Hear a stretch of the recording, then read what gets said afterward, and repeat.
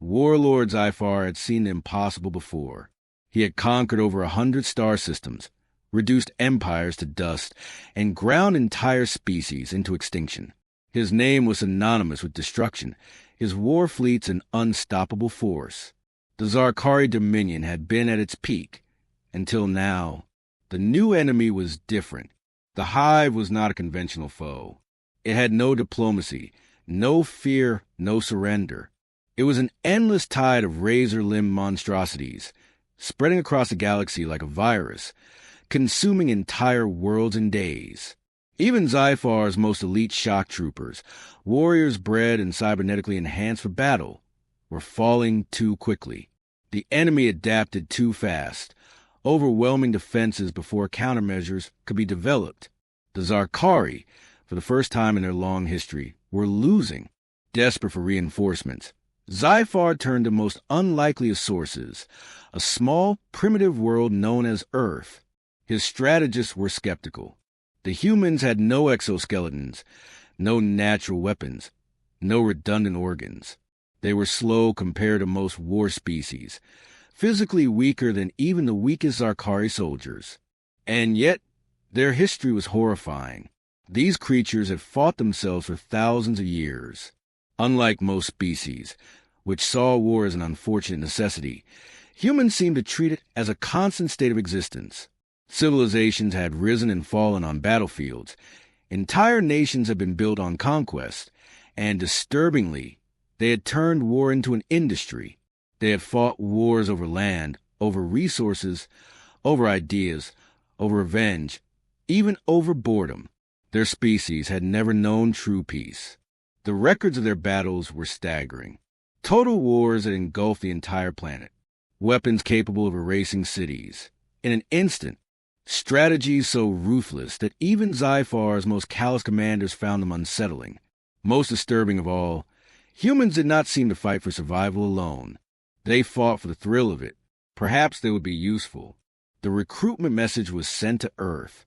Zyphar had expected a slow trickle of mercenaries, desperate soldiers, or perhaps criminals seeking escape from their planet. Instead, his recruitment centers were overwhelmed. They came in the thousands. Some were highly trained, veterans of conflicts that had reshaped continents.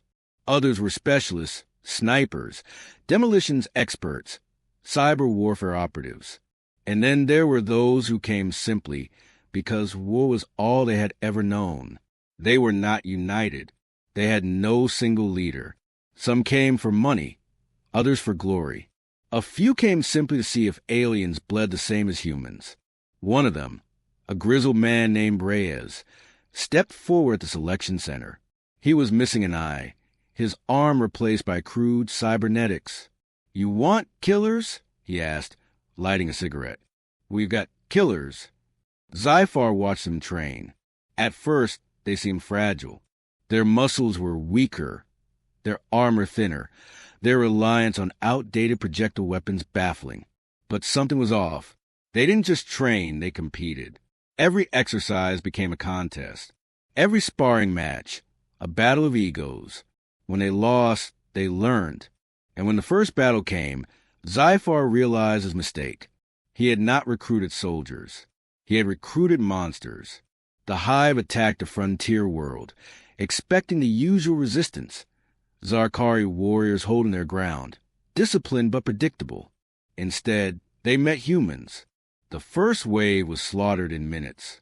The humans didn't hold defensive lines like the Zarkari. They didn't wait for orders.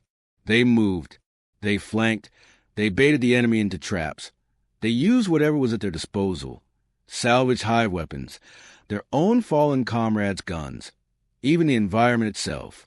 When they ran out of ammunition, they used blades. When their blades broke, they used their fists. When their fists failed, they bit. They were reckless. They should have broken under pressure. Instead, they thrived. At one point, a hive titan, something that had taken out entire Zarkari regiments, was brought down not by superior firepower, but by a single human unit that climbed onto it, tore into its armored hide with explosive charges, and rode it to the ground, laughing the entire way. The hive was confused. They had adapted to every other species they had encountered. But how did you adapt to insanity? After the battle, SciFi reviewed the casualty reports. The human losses were staggering. More than half of them had died.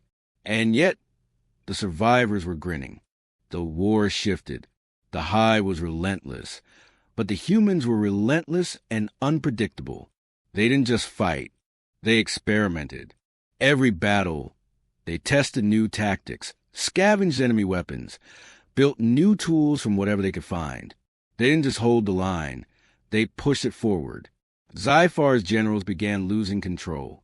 Humans stopped waiting for orders. They acted on their own. Entire squads disappeared for days, only to return with enemy intelligence, scavenged technology, or in one case, a captured hive queen. And the worst part? They loved it. SciFi had seen war break the spirits of even the most hardened warriors. But humans didn't break. They laughed, they drank, they celebrated. Even after suffering horrific losses, they didn't grieve for long. They simply asked, "What's next?" The hive was beginning to retreat, not out of tactical necessity, but because something had shifted. They were afraid, not of the Zarkari, not of SciFi. They were afraid of the humans. SciFi could no longer deny the truth. The humans were no longer fighting for him. They were fighting because it was in their nature. The war would soon be won. But then what? What happened when the enemy was gone? Would they return to Earth? Would they disband? Or would they look for another war? They had adapted too well, learned too quickly, became too good at what they did. One night, he listened to them talking in the barracks. "You ever hear about World War I?" Reyes asked. "Yeah, the one that was supposed to end all wars." Another soldier replied. Reyes smirked. "Guess what happened next?"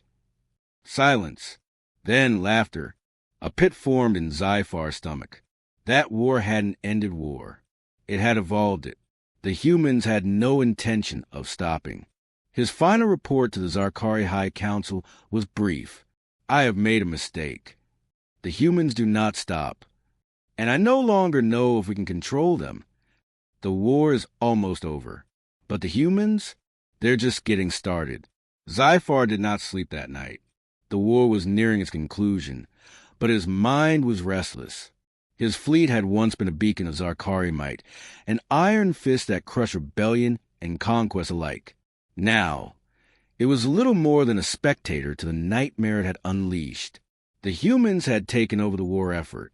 He no longer needed to give orders. They had stopped waiting for them long ago. They hunted in packs, deploying in smaller, highly mobile strike teams that could take down entire hive strongholds in hours. His war analysts had struggled to find a pattern to their attacks, only to realize the pattern was chaos itself.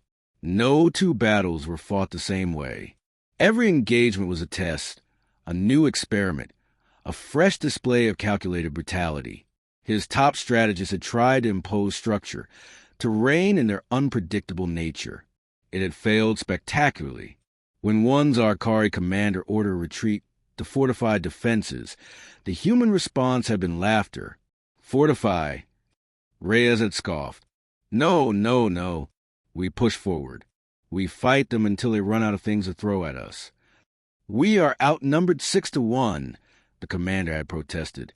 "Then it's a fair fight," Reyes had replied, already moving toward the battlefield. And somehow, impossibly, they had won. The humans didn't just kill, they enjoyed it. There were reports of entire squads setting up live combat drills during downtime, using capture hive creatures as moving targets.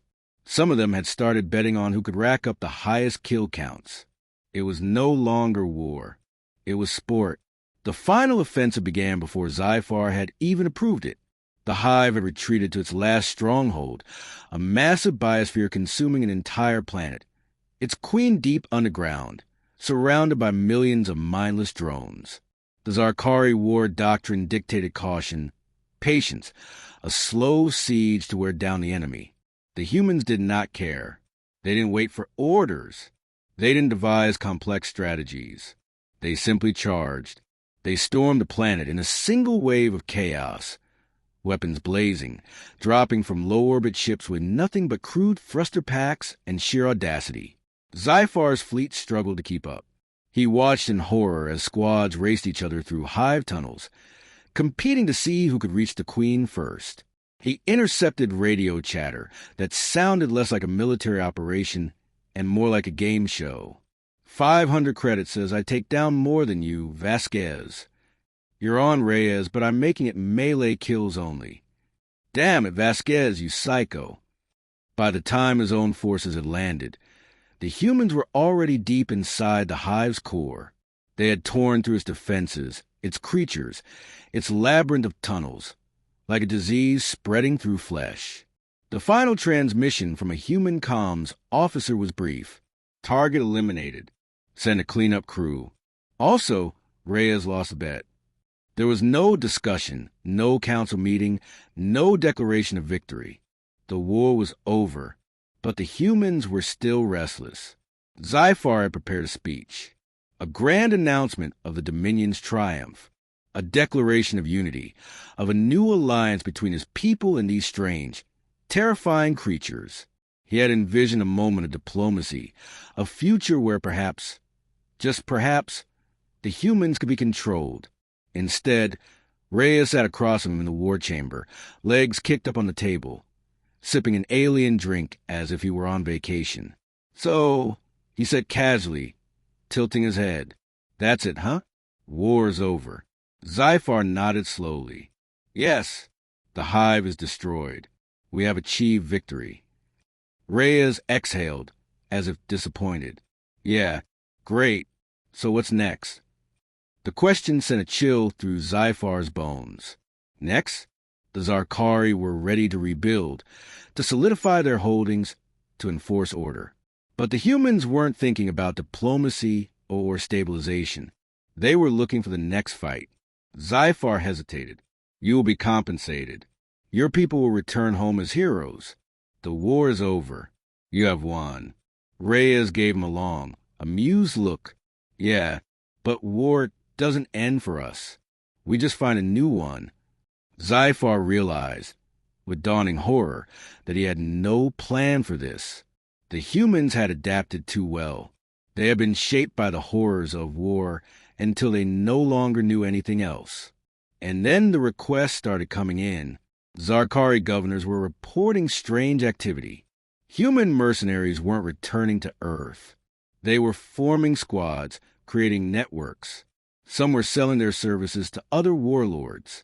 A rogue fleet commander in the outer territories sent a final transmission before his disappearance. "Some of the humans have offered me their services. Their terms are steep, but I believe they will be useful." One by one, Dominion officers receive recruitment messages. Not from Zyfar, from the humans themselves. Zyfar's hands tightened as he studied the reports. This was not a species that could be dismissed. This was not a civilization that would simply return home and forget. They had seen the galaxy now. They had tasted war on a scale beyond their world. And they were spreading. The war was over. But something far worse had begun.